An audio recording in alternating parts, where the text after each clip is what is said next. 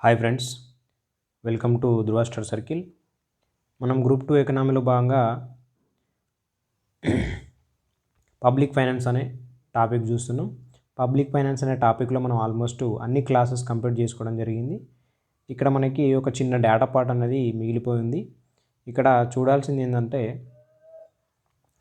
మనకి భారత కేంద్ర ప్రభుత్వ రుణం, స్వదేశీ విదేశీ రుణాలు అట్లా రుణాలకు సంబంధించిన డేటా పార్ట్ అనేది స్క్రీన్ రికార్డులో చూస్తాం. ఎందుకంటే కొంచెం డేటా పార్ట్ కాబట్టి ఇక్కడ మనకు ఒకటి పెండింగ్ క్లాసెస్ పెడుతున్నాం. అది 2023-24 సంబంధించిన బడ్జెట్ లెక్కలు మనకి పెండింగ్ ఉంటున్నాయి. ఓకే, అది మనకు తెలుసు, ఆల్రెడీ లాస్ట్ క్లాస్లో చెప్పాను ఎందుకు పెండింగ్ పెడుతున్నామో. మనకు కొత్త బడ్జెట్ సర్వే రానున్నది కాబట్టి దాని దృష్ట్యా ఈ పాతది మనము ఇప్పటికైతే ప్రస్తుతానికి పెండింగ్లో ఉంది. రైట్, ఈ క్లాస్లో మనము క్లాస్లోకి వెళ్తాం. రైట్, మనకి కేంద్ర ప్రభుత్వ రుణం, స్వదేశీ విదేశీ రుణాల మొత్తం టోటల్ లయబిలిటీస్. ఈ టోటల్ లయబిలిటీస్ చూస్తే మనకి 2022-23 ఇండియన్ ఎకనామిక్ సర్వే ప్రకారం మనకి ఈ అప్డేట్స్ అనేవి చూడాల్సి ఉంది. చాలా ఇంపార్టెంట్, మనం ఖచ్చితంగా వీటిని కొంచెం గుర్తుపెట్టుకోవాల్సిన అవసరం ఉంది. అదేవిధంగా కొంచెం కంపారిజన్ స్టడీలో మనం చూడాల్సి ఉంది. రైట్, ఇక్కడ మనకి 1939 నాటికి 1200 కోట్ల రుణం అనేది ఉంది మనకి, స్వదేశీ అండ్ విదేశీ రుణం. అట్లా 1950 నాటికి మనకు 2054 కోట్ల రూపాయల అప్పు అనేది రుణం అనేది ఉంది. ఇట్లా 2018, 19, 20, 21 చూస్తే ఫైనల్గా మనకు 134 కోట్ల అప్పు అనేది స్వదేశీ విదేశీ రుణాల మొత్తం అనేది మనకి 134 లక్షల కోట్లు అనేది ఉండడం జరిగింది. ఇది గుర్తుపెట్టుకోవాలి. రైట్, నెక్స్ట్ మనం భారత కేంద్ర ప్రభుత్వం యొక్క బహిర్గత రుణం, ఇంటిరం రూపీస్లలో అది మనకి బహిర్గత రుణంగా చూస్తే ఎట్లా ఉందంటే 2016-17లో 4 లక్షల కోట్లు, అట్లా 2019 నాటికి 5 లక్షల కోట్లు. ఓకే, అదేవిధంగా 2020-21 నాటికి 6 లక్షల కోట్లు, 21-22 నాటికి 6.59 లక్షల కోట్లు అనేది మనకి బహిర్గత రుణం అనేది ఉండడం జరిగింది రూపీస్లో. ఇది అదే బహిర్గత రుణం ఇది డాలర్స్లో చూస్తే కనుక ఏ విధంగా ఉందంటే మనకి 2011లో మనకి $305.9 బిలియన్ అనేది ఉంది. ఇట్లా 12, 13, 14, 15, 19 ఈ విధంగా చూస్తే మనకి ఫైనల్గా అప్డేట్ ఏంటంటే 2020-21, 22 నాటికి 22 సెప్టెంబర్ 30 నాటికి మనకు $610.5 బిలియన్ అనేది మనకి బహిర్గత రుణాన్ని డాలర్ రూపంలో $610.5 బిలియన్ అప్పు అనేది మనకి ఉండడం జరిగింది డాలర్స్లో. ఎందుకంటే మన క్వశ్చన్ డాలర్స్ రూపంలో రావచ్చు, రూపీస్ రూపంలో రావచ్చు, ఏ రూపంలో అయినా రావచ్చు. ఇది మనకు అప్డేట్. దీనికి ముందు అయితే మనకి మార్చ్ 31 నాటికి 2022 $619 ఇది బిలియన్. ఓకే, ఇక్కడ చూసుకుంటే కంపారిజన్లో మనకి కొంచెం తగ్గింది. అదే 21లో మనకు $573 బిలియన్, 20లో మనకి $558 బిలియన్. ఇట్లా తగ్గుతుందా పెరుగుతుందా ఎంత అయింది అనేది ఖచ్చితంగా గుర్తుపెట్టుకోవాల్సిన అవసరం లేదు. ఎందుకంటే ఇది 22 ఎకనామిక్ సర్వే ప్రకారం మనం చూస్తున్నాం కాబట్టి ఖచ్చితంగా గుర్తుపెట్టుకోవాల్సిన అవసరం అయితే ఉంది. ఏం లేదు, ఒక్కసారి చూసుకొని ఒక ఫిగర్ అనేది కొంచెం ఐడియా ఉండాలి. లేటెస్ట్ డేటా మాత్రం ఖచ్చితంగా గుర్తుపెట్టుకోవాలి. మనకి బహిర్గత రుణంలో భారత విదేశీ మారక నిల్వలు, ఈ విదేశీ మారక నిల్వలు మనం ఫారిన్ ట్రేడ్లో ఒక భాగంగా చూస్తాము. ఈ విదేశీ మారక నిల్వలు అంటే ఏం లేదు, మనము విదేశీ రూపీస్లో మనం ఏ విధంగా ఉన్నాం అంటే మన ఇండియా కరెన్సీ, మన ఇండియా ఆర్బీఐ దగ్గర కానీ ప్రభుత్వం దగ్గర కానీ మనకు విదేశీ కరెన్సీ అనేది ఎంత శాతం ఉంది అని చెప్పేసి చూస్తాం. ఎందుకు విదేశీ కరెన్సీ అంటే మనం ట్రేడ్లో భాగంగా విదేశీ కరెన్సీ అనేది మనకు అవసరం. ఎందుకంటే వాళ్ళ రూపీస్లు వాళ్ళకి ఇవ్వాలి, ఇస్తేనే మనకి మనం దిగుమతి వస్తువులు అనేటివి దిగుమతి చేసుకోవాల్సి ఉంటుంది. అట్లా సో మన రూపీస్ కూడా వాళ్ళ దగ్గర ఉంటాయి. మనం ట్రేడ్ చేసేటప్పుడు కూడా మన రూపీస్ మనకి ఇవ్వాల్సి ఉంటుంది, ఇస్తారు వాళ్ళు విదేశీ. రైట్, ఇప్పుడు మనకు 2014-15 చూసుకుంటే 72% ఉన్నాయి. ఇట్లా మనకు 2019 చూస్తే 85%, 2021 నాటికి 100%, అదేవిధంగా 21-20-98, 22 సెప్టెంబర్ 30 నాటికి మనకి 87.3% అనేది మనకి విదేశీ మారక నిల్వలు అనేది ఉండడం జరిగింది. ఇక్కడ హైయెస్ట్ అని చెప్పి నేను హైలైట్ చేశాను. అది ఏంటంటే 100% ఎప్పుడు అంటే 20 అండ్ 21లో. ఓకే, ఇది మనకి భారత విదేశీ మారక నిల్వలకు సంబంధించిన సమాచారం. ఇది కూడా మనం గుర్తుపెట్టుకోవాల్సిన అవసరం ఉంది. 22 నాటికి మనకి 87.3%. ఇక్కడ మనం చూస్తే భారత కేంద్ర ప్రభుత్వ రుణం జీడిపిలో శాతం. రైట్, మనం జీడిపి చూస్తాం కదా, జాతీయ ఆదాయంలో చూసినా మనం జీడిపిలో భాగంగా రుణభారం ఎంత ఉంది.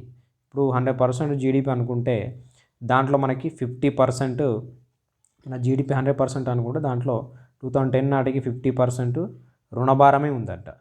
అట్లా 19, 20, 21, 22 నాటికి 56% అనేది మనకి జీడిపిలో రుణభారం అనేది ఉంది అని చెప్పేసి గుర్తుపెట్టుకోవాలి. ఇది మరి తగ్గుతుందా పెరుగుతుందా అంటే 2021 నుంచి అయితే మనకి తగ్గింది, ఎందుకంటే ఇక్కడ 59% ఉంది.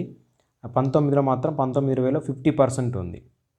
ఓకే, ఇది కంపారిజన్లో భాగంగా లాస్ట్ ఇయర్తో పోల్చుకుంటే 22 నాటికైతే 56% అంటే తగ్గింది అని చెప్పేసి ఇక్కడ సింబల్ నేను చూపించడం జరిగింది. రైట్, ఇది మనకి జీడిపిలో శాతం ఏంటిది, రుణభారం అనేది జీడిపిలో ఎంత శాతం ఉంది అనేది చూస్తే. నెక్స్ట్ మనకు భారత కేంద్ర ప్రభుత్వం రాష్ట్ర ప్రభుత్వాల మొత్తం రుణాలు, మన ఇండియాది చూసినాం ఇంతవరకు మనం.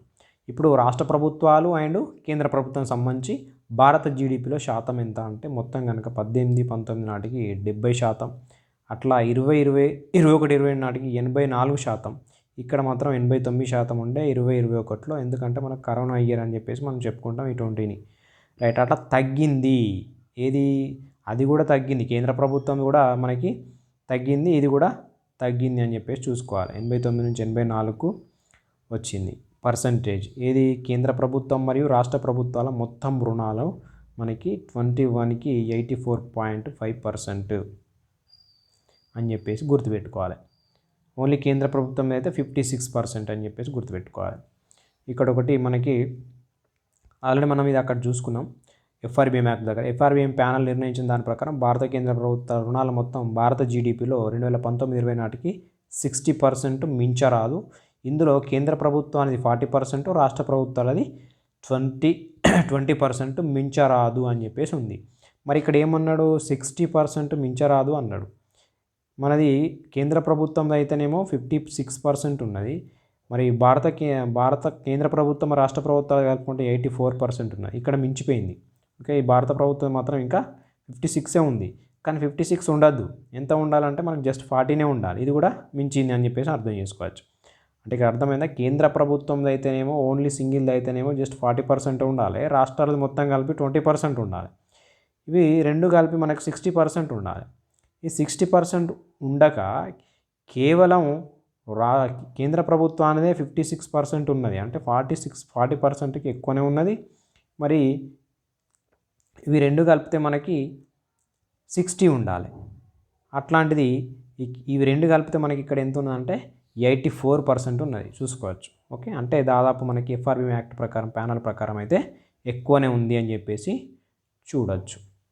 రైట్, ఇది నెక్స్ట్ మనము ప్రపంచంలో 2005 నుంచి 21 నాటికి వివిధ దేశాల మధ్య వివిధ దేశ ప్రభుత్వాల అప్పులు వాటి జీడిపిలో శాతం చూస్తే వచ్చిన మార్పు.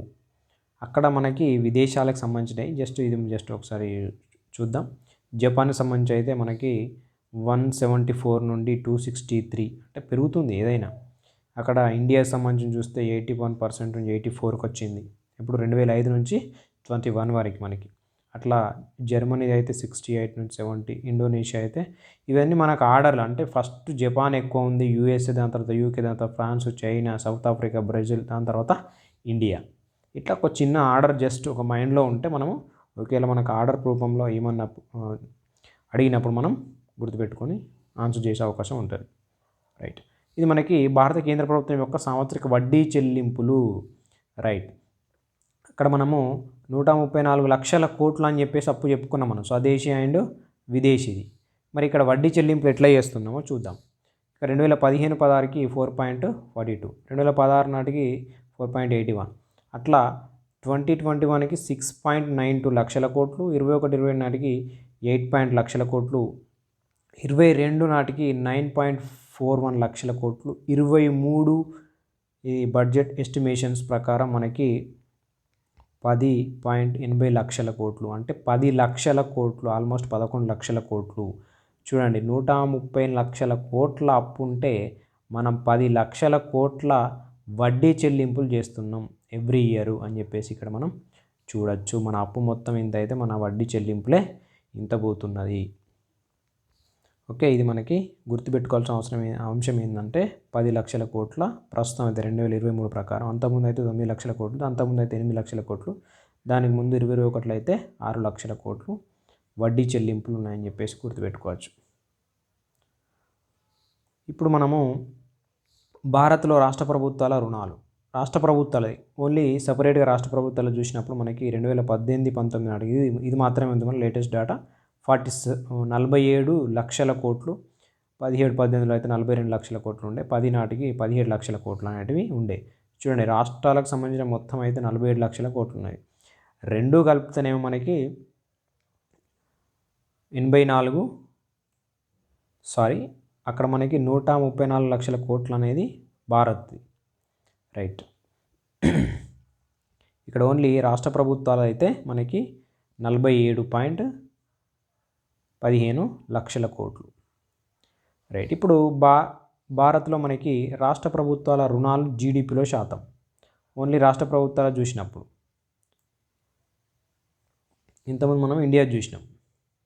ఇక్కడ 1960 నాటికి 1% ఉంటే 2018-19 నాటికి 24% ఉన్నది రాష్ట్ర జీడిపిలో అప్పు శాతం. అక్కడనేమో 56% అని చెప్పి చెప్పుకున్నాం మనం. రైట్, ఇది మనకి రుణాలకు సంబంధించిన డేటా. ఒక్కసారి పీడిఎఫ్ను ఖచ్చితంగా మనం ఒక్కసారి దీన్ని తరోగా చూడాల్సిన అవసరం అయితే ఉంది. దీన్ని ఇట్లా చూసినప్పుడు మనం ఏం లేదు, ఖచ్చితంగా ఇట్లాంటి క్వశ్చన్స్ అనేవి మనకి ఆర్డర్ రూపంలో వచ్చే అవకాశం ఉంటుంది, లేదు స్పెసిఫిక్గా డేటా అడిగే అవకాశం కూడా ఉంది. సో ఇది మనకి కంప్లీట్గా పబ్లిక్ ఫైనాన్స్ సంబంధించిన డేటా పార్టు. ఇక మనకు పెండింగ్ ఉంది ఒకటే బడ్జెట్ 2023-24 సంబంధించిన లెక్కల బడ్జెట్ అనేవి మనకు పెండింగ్ ఉంది. అది పెండింగ్ ఎందుకు పెడుతున్నాం మేము ఆల్రెడీ మళ్ళీ కూడా చెప్పిన. ఓకే, మనకు కొత్త సర్వే, మన కొత్త బడ్జెట్ వస్తే మనం వాటిని అప్డేట్ చేసుకుందాం. అప్పటి వరకు అయితే నెక్స్ట్ నేను ఇప్పుడు స్టార్ట్ చేయబోయే క్లాస్ ఏంటంటే, టాపిక్ ఏంటంటే ఫారెన్ ట్రేడ్ అని చెప్పేసి మనకు ఆల్రెడీ ఇండస్ట్రియల్ అండ్ సర్వీస్ సెక్టార్లో భాగంగా ఫారెన్ ట్రేడ్ అనేది టాపిక్ ఉంది. ఈ టాపిక్ ఎందుకు స్టార్ట్ చేస్తున్నాను అనేది కూడా చెప్తాను నేను. మనము వెరీ ఇంపార్టెంట్ కాన్సెప్ట్ సంబంధించిన అయితే నేషనల్ ఇన్కమ్ ఒకటి చూసినాం, అదేవిధంగా మనకు పబ్లిక్ ఫైనాన్స్ అనేది కూడా కాన్సెప్ట్ బేస్డ్. సో దీంట్లో మనకి ఇండియన్ ఎకనామీలో ఫారెన్ ట్రేడ్ అనేది కూడా కాన్సెప్ట్ బేస్డ్. సో కాన్సెప్ట్ మనము ఖచ్చితంగా ముందు నేర్చుకుంటే దానికి సంబంధించిన కాన్సెప్ట్ ఓరియంటెడ్ మన మైండ్లో ఉంటే మనం ఎలాంటి క్వశ్చన్స్ అయినా చేసే అవకాశం ఉంది. ఇప్పుడు మనం అగ్రికల్చర్ చూసినా, అదేవిధంగా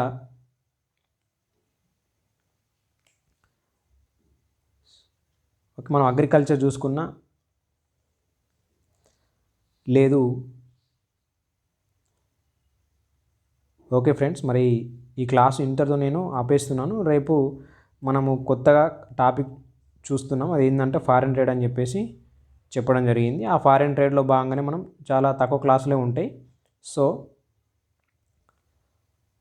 ఫారెన్ ట్రేడ్ తక్కువనే క్లాసులు ఉంటాయి కాబట్టి అది కంప్లీట్ చేసుకున్న తర్వాత మళ్ళీ మనకి అగ్రికల్చర్ అనేది, ఇండస్ట్రియల్ అనేది చాలా పెద్దగా ఉంటుంది. ఒకటి పెద్ద కాన్సెప్ట్ ఏముండదు, ఒకసారి మనం చూసుకుంటే జస్ట్ అన్నీ గుర్తుపెట్టుకునే అంశాలు ఉంటాయి కాబట్టి మనం స్లోగా దాన్ని కంప్లీట్ చేద్దాం. ఈ అగ్రికల్చర్ ఇండస్ట్రియల్ సర్వీస్ సెక్టర్ అయిపోతే మనకి ఇండియన్ ఎకనామీని క్లోజ్ అయిపోతుంది, కంప్లీట్ చేసుకున్న వాళ్ళు అయితే మనం. సో ఫారెన్ ట్రేడ్ అనేది ఇండస్ట్రియల్ సర్వీస్ సెక్టర్లో భాగంగానే మనకు రావడం జరుగుతుంది. దాన్ని చెప్పిన తర్వాత మనకి డెమోగ్రఫీ కానీ ప్లాన్స్ కానీ ప్లాన్ చేద్దాం. Okay friends, thank you.